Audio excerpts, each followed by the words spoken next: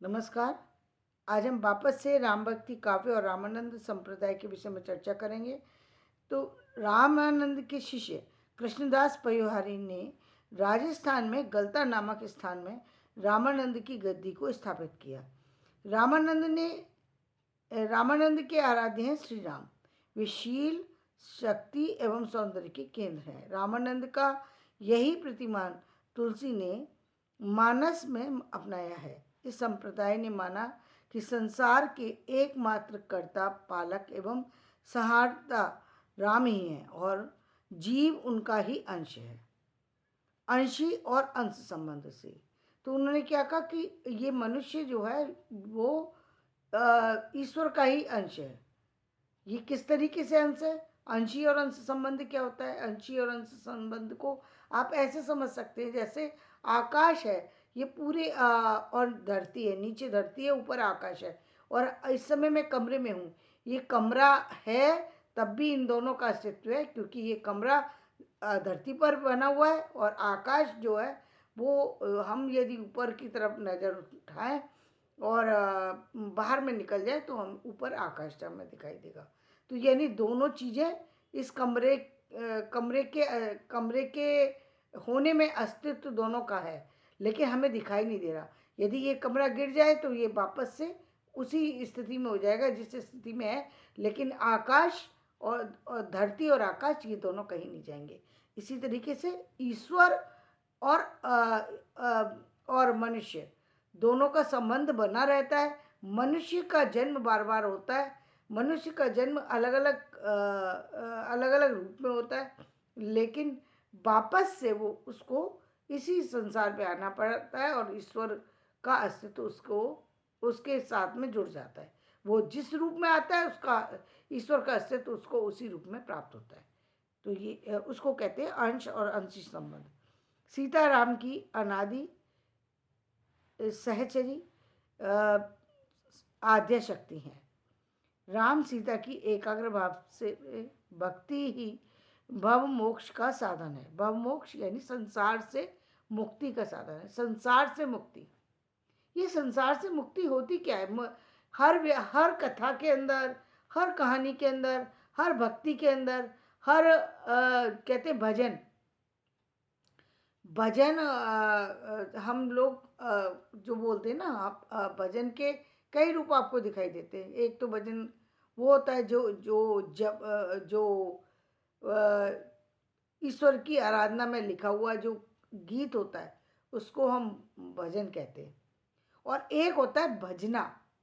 भजना कहते हैं ईश्वर के नाम को का स्मरण करना चाहिए, केवल केवल नाम ईश्वर के नाम का जो है जप करना। और यदि शाब्दिक अर्थ में इसका अर्थ को जानना चाहेंगे तो भजना का अर्थ होता है किसी चीज से मतलब जब भजना यानी किसी चीज को बार बार याद करना, बार बार रिपीट करना, उसको कहेंगे भजना। एक शाब्दिक अर्थ में यदि हम जाएं तो भजना का अर्थ है बार बार रिपीट करना किसी चीज को।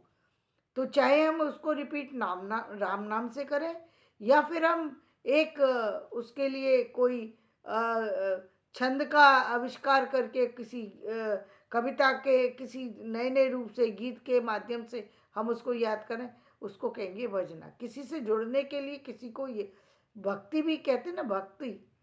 तो वो भक्ति क्या है? भज धातु से बनी है। जब हम किसी को बार बार स्मरण करते हैं तो वो व्यक्ति भी हमसे जुड़ जाता है।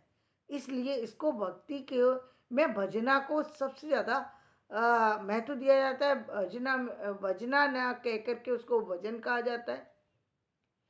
एक को भजन का जो गीत बनता है वो उसे भजन कह देते हैं। जो भक्ति करते हैं, जो जाप करते हैं, उसको भक्ति कह देते हैं। तो भक्ति और भजन दोनों देखा जाए तो दोनों चीज़ें अलग नहीं है, दोनों एक ही चीज़ें हैं। दोनों ईश्वर से संबंध स्थापित करने का एक साधन मात्र है। तो इस संप्रदाय की मुख्य भक्ति पद्धति दास्य भाव की है। भक्ति के अधिकारी ब्राह्मण शूद्र सभी हैं। यहाँ कर्मकांड की को विशेष आदर नहीं दिया गया।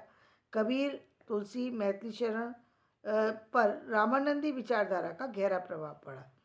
राम के साथ जीव का सेवक स्वामी सेव्य सेवक, रक्ष रक्षक संबंध है। राम ही रस रूप है, आनंद रूप है। कबीर ने अपने राम को निर्गुण निरंजन कहते हुए भी उसके गुणों का वर्णन किया है, पर दशरथ पुत्र अवतारी राम में कबीर का विश्वास नहीं है। देखिए, मैंने आपको एक वीडियो दिया था जिसमें मैंने बताया था कि निर्गुण और सगुण हम कहते जरूर हैं अलग, लेकिन जिसने निर्गुण माना है उसने सगुण को स्वीकार कर लिया। जब आप निर्गुण किसी चीज को कह रहे हैं कि ये नहीं है, इसका मतलब आपको उसका अस्तित्व स्वीकार कर रहे हैं, तभी तो कह रहे हैं ये नहीं है। किसी चीज को बिना, यदि किसी का अस्तित्व नहीं है तो आपको नहीं कहने की जरूरत ही नहीं है। और यदि आप किसी चीज को ना कह रहे हैं, इसका मतलब आपने उसके अस्तित्व को स्वीकार किया है। यदि आप सगुण कर रहे हैं तो सगुण में तो फिर तो आप उसके रूप को मान ही रहे। तो दोनों ही तरह, और सगुण वाले भी निर्गुण को मानते हैं और निर्गुण वाले भी सगुण को। इस तरीके से दोनों एक दूसरे से जुड़े हुए हैं।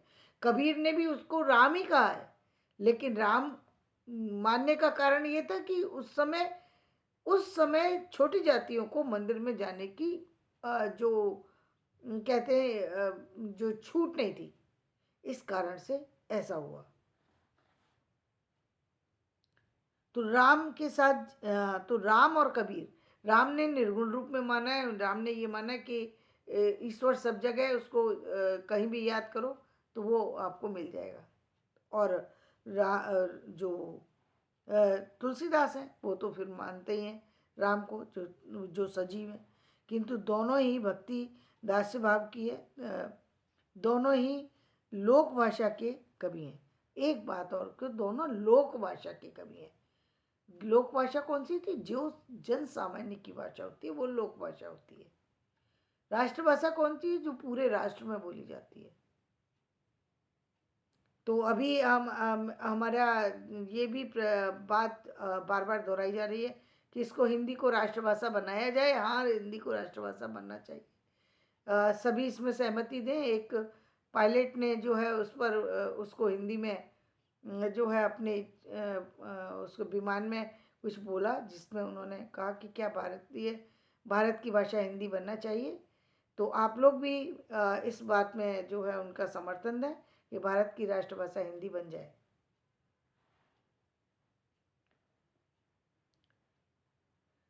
किंतु दोनों ही की भक्ति दास्य भाव की और दोनों लोक भाषा के कवि हैं। तुलसी ने गोरखनाथ के योग मार्ग की निंदा की है और कबीर ने शाक्तों की, किंतु दोनों भक्ति मार्ग को धीर गंभीर साधक हैं। तो एक ने निंदा जो की है वो तुलसी ने गोरखनाथ के योग मार्ग की निंदा की है। तो तुलसी ने गोरखनाथ के योग मार्ग की क्यों निंदा की? क्योंकि योग मार्ग में उन्होंने सगुण भक्ति को स्वीकार ही नहीं किया। इसलिए नहीं कि किसी और कारण से, उन्होंने योग के कारण से, सिर्फ योग के कारण से। खैर, ये विषय लंबा है, इसको मैं यहीं छोड़ देती हूँ। और कबीर ने शाक्तों की, किंतु दोनों भक्ति मार्ग की धीर गंभीर साधक है। दोनों भक्ति को मानते हैं, लेकिन दोनों ने जो है दो जो संप्रदाय चल रहे हैं, एक गोरखनाथ का और एक शक्ति तो आप संप्रदाय नहीं है, लेकिन फिर भी व्यक्ति है। व्यक्ति के यदि नहीं जानता तो नहीं जानने वाला व्यक्ति किसी को कुछ भी कह सकता है। किसी अज्ञानता में व्यक्ति किसी को कुछ भी कह सकता है, उसके लिए उस पर कोई दंड भी नहीं लगना चाहिए, क्योंकि जब ज्ञान ही नहीं है तो फिर उसको सजा कैसी? रामानंद संप्रदाय के कवियों में अग्रदेव, अवधभूषण, कृपानिवास, कामेंद्र देवमणि,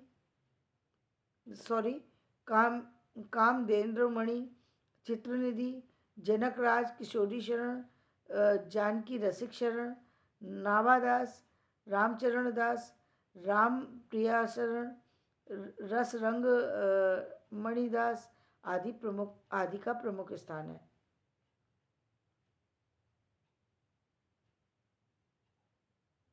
तो इस तरीके से आज हमने जाना राम भक्ति काव्य और रामानंद संप्रदाय क्या है।